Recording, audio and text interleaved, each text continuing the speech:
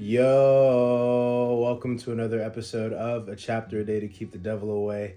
I am Tinaya Shea, and this is the place where we read a chapter of the Bible together every day until we finish the entire thing. Today we're going to be reading Numbers chapter 3. If you haven't read Numbers chapter 2, you should go do that. But if you're joining us for the first time, welcome home. Just be with us where we are. All right, let's get into it. Levites appointed for service. This is the family line of Aaron and Moses, as it was recorded when the Lord spoke to Moses on Mount Sinai. The names of Aaron's sons were Nadab, the oldest, Abihu, Eleazar, and Ithamar. These sons of Aaron were anointed and ordained to minister as priests, but Nadab and Abihu died in the Lord's presence in the wilderness of Sinai when they burned before the Lord the wrong kind of fire, different than he had commanded. Since they had no sons, this left only Eleazar and Ithamar to serve as priests with their father Aaron. Then the Lord said to Moses, "Call forward the tribe of Levi and present them to Aaron the priest to serve as his assistants. They will serve Aaron and the whole community, performing their sacred duties in and around the tabernacle. They will also maintain all the furnishings of the sacred tent, serving in the tabernacle on behalf of all the Israelites. Assign the Levites to Aaron and his sons. They have been given from among all the people of Israel to serve as their assistants. Appoint Aaron and his sons to carry out the duties of the priesthood. But any unauthorized person who goes too near the sanctuary must be put to death." And the Lord said to Moses, "Look, I have chosen the Levites from among the Israelites to serve as substitutes for all the firstborn sons of the people of Israel. The Levites belong to me, for all the firstborn males are mine. On the day I struck down all the firstborn sons of the Egyptians, I set apart for myself all the firstborn in Israel, both of people and of animals. They are mine. I am the Lord." Registration of the Levites. The Lord spoke again to Moses in the wilderness of Sinai.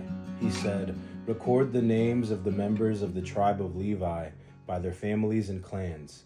List every male who is 1 month old or older." So Moses listed them just as the Lord had commanded. Levi had 3 sons, whose names were Gershon, Kohath, and Merari. The clans descended from Gershon were named after 2 of his descendants, Libni and Shimei. The clans descended from Kohath were named after 4 of his descendants, Amram, Izhar, Hebron, and Uziel.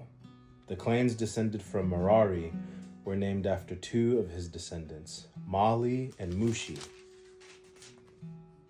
These were the Levite clans listed according to their family groups. The descendants of Gershon were composed of the clans descended from Libni and Shimei. There were 7,500 males 1 month old or older among these Gershonite clans. They were assigned the area to the west of the tabernacle for their camp. The leader of the Gershonite clans was Eliasaph, son of Lael. These 2 clans were responsible to care for the tabernacle, including the sacred tent with its layers of coverings, the curtain at its entrance, the curtains of the courtyard that surrounded the tabernacle and altar, the curtain at the courtyard entrance, the ropes, and all the equipment related to their use. The descendants of Kohath were composed of the clans descended from Amram, Izhar, Hebron, and Uziel. There were 8,600 males 1 month old or older among these Kohathite clans. They were responsible for the care of the sanctuary, and they were assigned the area south of the tabernacle for their camp. The leader of the Kohathite clans was Elizaphan, son of Uziel. These 4 clans were responsible for the care of the ark, the table, the lampstand, the altars, the various articles used in the sanctuary, the inner curtain, and all the equipment related to their use. Eleazar, son of Aaron the priest, was the chief administrator over all the Levites with special responsibility for the oversight of the sanctuary. The descendants of Merari were composed of the clans descended from Mali and Mushi. There were 6,200 males 1 month old or older among these Merarite clans. They were assigned the area north of the tabernacle for their camp. The leader of the Merarite clans was Zuriel, son of Abihail. These two clans were responsible for the care of the frames supporting the tabernacle, the crossbars, the pillars, the bases, and all the equipment related to their use. They were also responsible for the posts of the courtyard and all their bases, pegs, and ropes. The area in front of the tabernacle in the east toward the sunrise was reserved for the tents of Moses and of Aaron and his sons, who had the final responsibility for the sanctuary on behalf of the people of Israel. Anyone other than a priest or Levite who went too near the sanctuary was to be put to death. When Moses and Aaron counted the Levite clans at the Lord's command, the total number was 22,000 males 1 month old or older, redeeming the firstborn sons. Then the Lord said to Moses, "Now count all the firstborn sons in Israel who are 1 month old or older, and make a list of their names. The Levites must be reserved for me as substitutes for the firstborn sons of Israel. I am the Lord, and the Levites' livestock must be reserved for me as substitutes for the firstborn livestock of the whole nation of Israel." So Moses counted the firstborn sons of the people of Israel, just as the Lord had commanded. The number of firstborn sons who were 1 month old or older was 22,273. Then the Lord said to Moses, "Take the Levites as substitutes for the firstborn sons of the people of Israel, and take the livestock of the Levites as substitutes for the firstborn livestock of the people of Israel. The Levites belong to me. I am the Lord. There are 273 more firstborn sons of Israel than there are Levites. To redeem these extra firstborn sons, collect 5 pieces of silver for each of them, each weighing the same as the sanctuary shekel, which equals 20 gerahs. Give the silver to Aaron and his sons as the redemption price for the extra firstborn sons." So Moses collected the silver for redeeming the firstborn sons of Israel, who exceeded the number of Levites. He collected 1,365 pieces of silver on behalf of these firstborn sons of Israel, each piece weighing the same as the sanctuary shekel.